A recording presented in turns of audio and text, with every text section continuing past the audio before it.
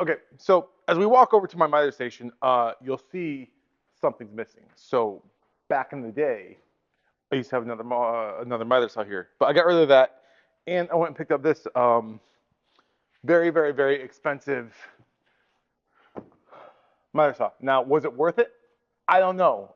But apparently you can't be a YouTube woodworker if you don't have a Kapex. So I bit the bullet and did it. The main reason I did it, let's be honest, it's not for the function of what this does. It's for the dust collection. Um, I had my old miter saw. I had the shop vac hooked up to it. I had everything hooked up, and it was just covered in dust everywhere. So I care about my lungs. So the main reason I bought this was for the dust collection. So we're gonna see how well that works.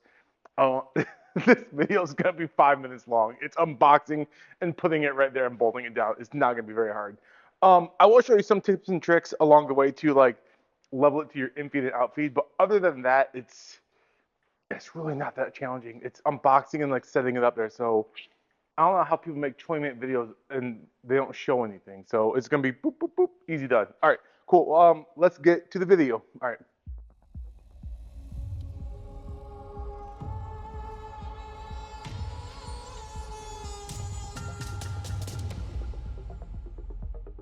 Cool. So first thing I gotta do, that's for another future project. Maybe I'll show it, maybe I won't.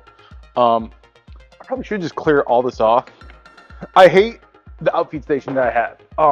So I used to have a DeWalt, and one of the biggest problems with my DeWalt is, so my outfeed, or my infeed table is right here.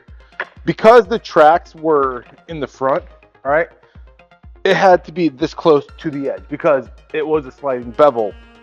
So in order to like get the full depth and actually be able to hook up a dust collector to the back, it has to be so far forward on like my infeed and outfeed.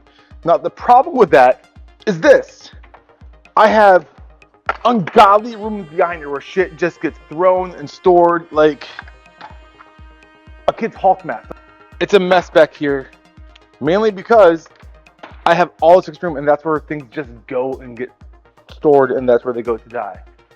So what we're gonna do, I'm gonna clean this up a little bit, and then we're going to, I can at least unbox it for you. I mean, that's what this video is about. So great cardboard packaging, nothing other than what you would expect from a saw that costs as much as some cheap vehicles on Marketplace. Yeah, keep it simple.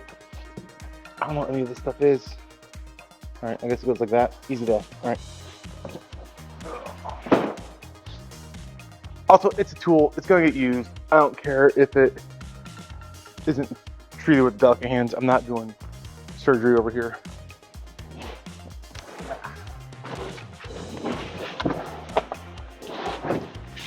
Yeah. Woo! All right, good. Here is, I don't know what this is. I'll figure it out later. Yeah. Instruction manual. Not gonna read that. All right. Well, let me start cleaning all this up because, well, it's a mess, and I can't really put a saw in a place that's completely dirty. So, I'm gonna start cleaning this up. Then I'll check back with you when that's done.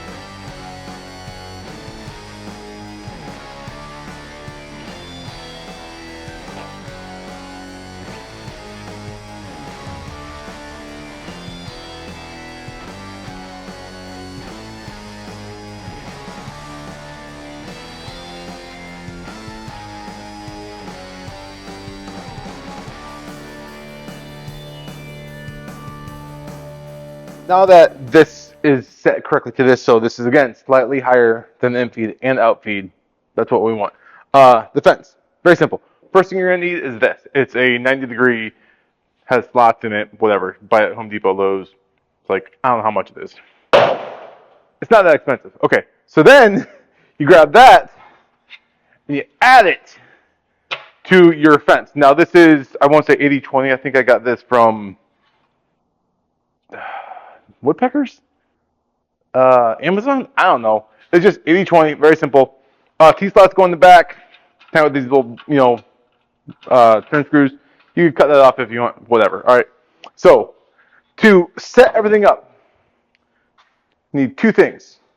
First, you're gonna need a straight edge. So I'm just using this cheap 4-edge. So you line it up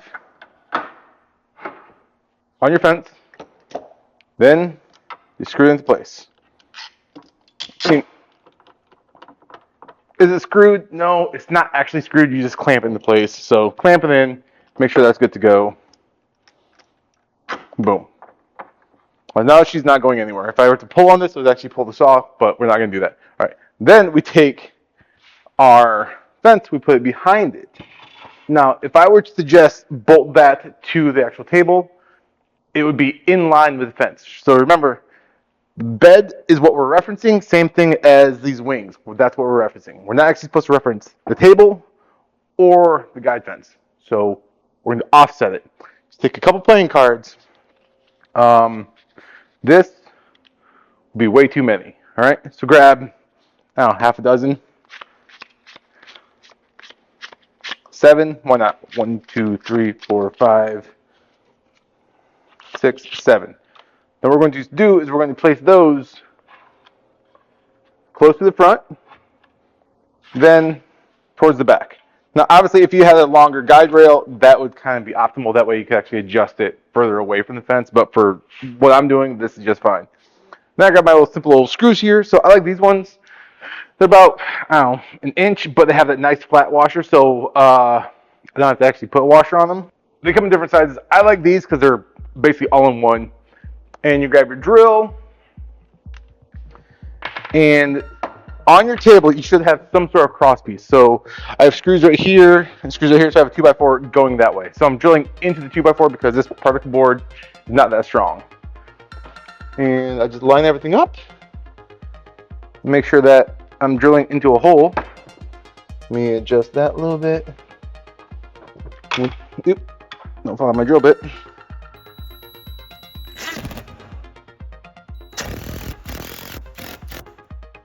Now my fence is nice and secured where it needs to be. So there may be some play in your fence. Obviously, that angle aluminum, it's not the greatest. It's not probably what it's meant for because I'm not actually sure what it's meant for. So there's a little play right here. So what we can do, we take off our fence, we take off our clamps, we have our cards, all right? Check out the straight edge, all right? So I have a little bit of room this way I need to go, but let me tighten that down. That will pull everything back into place. All right. So let me show you what I'm doing here. So right there, see how it's a little bit out of square? All right. That's not optimal. So what we're going to do to fix that is very simple. Grab, I don't know, half a dozen cards, it doesn't matter. Then you're going to slide them on the back of your fence. You don't have to go up, it can go down, wherever. You're just gonna put them on the back there. Then you're gonna tighten it down. That will keep the bottom flush and it will push the top out. So that way this is more vertical when we tighten everything up. And that's kind of like what we want. And that's how to set up an outfield fence. Super simple. That took me literally, what, 10 seconds? So, easy day.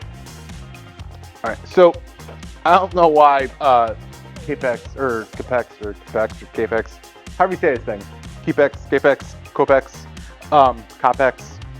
however you say it. I don't know why videos take 15 minutes to describe functions of this. I'm gonna do it in literally, a minute and a half. All right, so this green button right here locks it up and down. So if I pull it down, push it in, now it's locked. Pull it out, now it comes up. All right, this other green button right here, all right, that's your trenching feature. So if you want trench, bring it down, all right, now it's gonna trench. Now if you want to adjust the trench height, turn it left, up, down. If you don't want trench, push it away. All right, so to tilt, there's a cover back here. Push it all the way out of the way. If you only go a quarter of the way, it's not gonna move. All the way out of the way. You can manually do it, or you can do it with a little handle here for fine dilatation, whatever. There's also some like 0 to 45, 45, 47. That just means you want to tilt it left, tilt it right, or you want to go to the 47, all right? There's another one. Let me bring it over here now. Bring this down, clicked into place. Now it's actually locked into place. That's for like doing it for trim. If you have a piece, I don't know, that's tall that you want to stand up like this and cut, sure, that's how you would do that. To release it, it's this other green button right here. Pop it down, pull it out, that pops it back into place. Lift up like most, move it, push it down to the lock. There's a little detent. There's half degrees on here, so just put it on the half and line it up. It's very self-explanatory. This is angle finder, has wings. Open it up. That's for measuring inside of a corner. Push it forward, push it forward. That's how you measure the outside of the corner. Then once that's done, come put on your bevel gauge, turn it. You have a little laser right here. It's a button on, button off. I think like 30 minutes it shuts off. You know, move these back out of the way, move that, go to the laser, lines up with that line, and then lock it down, and you're good to go. All right. Yeah, that's all the functions of the Kapex. There is this, you lock it, you turn it to take off the blade.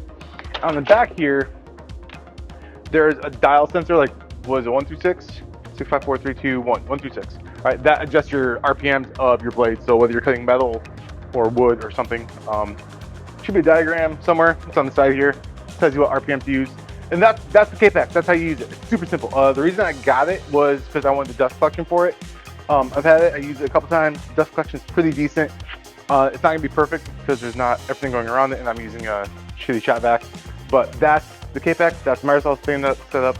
That's this whole area in a video. So yeah, hopefully you found this informative and helpful. And again, yeah, remember the first couple times I set all this stuff up, it was very daunting, like how to make it level, how to make it even. It's easy enough to do once you figure out the steps to do it. So yeah, so a couple shims, a couple playing cards, nice straight level, a couple clamps, some good screws into a 2x4 on the bottom, and then, yeah, it's done. Like this whole project took, I don't know, an hour and a half, 2 hours. Yeah, so cool. If you have any questions, let me know. If you don't, whatever. Next is going to be the outfeed table. So I got that. I just have to tidy up some things. So I cut some legs down because I ordered the wrong size. But you'll see that in that video. Yeah. Yeah. Okay, that's it. That's all I got. All right, see ya.